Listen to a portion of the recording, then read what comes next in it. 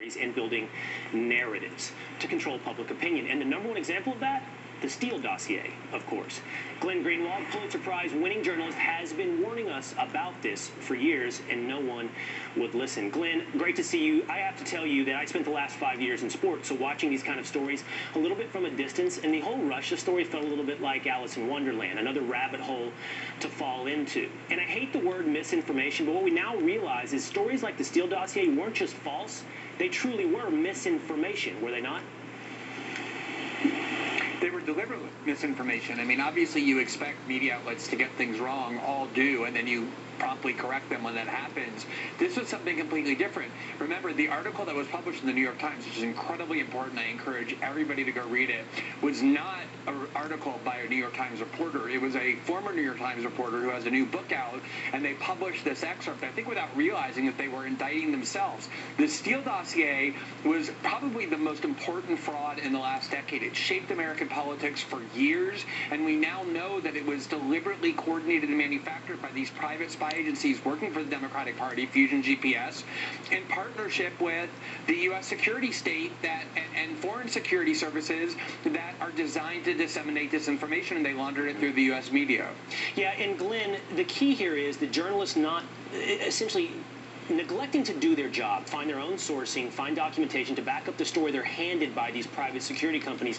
But it seems to me the key ingredient here is confirmation bias. You have to believe this already, right, for you to print something that is coming to you only on the word of a private security company. You had to have that bias built in to believe it. In other words, they had to believe the President Trump allegations to print it so loosely sourced. Exactly. I think that's the key, which is that obviously if a private security firm came to me and said I have information, I wouldn't turn them away. I'd want to hear what they had to say. Maybe it's true. Right. Maybe the public should know it, but I would verify it. I would want to see evidence for it, and I wouldn't give them anonymity and if it was just on their own say-so. And if it turned out they lied to me, as these reporters now know, you are journalistically required to expose them. But what happened here was the media got convinced that their overarching priority was not to inform the public, but to destroy Donald Trump, and whatever they were given that was a weapon to enable them to do it, they used it without the slightest regard for whether or not it was true. That's the reality. While I have you here, and I don't have much time left, but I just have to ask you a question out of personal curiosity. I've known who you are for quite some time, and I would imagine it's as big a surprise for you as it is for me that you're sitting here on Fox News right now sharing your opinion. I'm sure there'll be a point in the future, Glenn, where you and I disagree vigorously about something.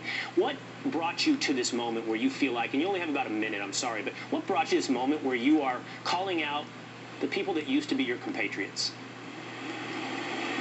Yeah, you know, I think that the Trump era really transformed almost every American institution, and no matter what I think of President Trump's ideology, and obviously I oppose large parts of it, I think that when journalists start abandoning their core obligation for truth, it's the responsibility of everybody to speak out and denounce it, because it's more dangerous than anything they were accusing President Trump of doing, and that's really what motivated me. Well, you're always unpredictable, always interesting, always smart. Glenn Greenwald, thank you so much for being here. And that will be the goal. Great to be with you. Thank you. That will be the goal of this program this week, to tell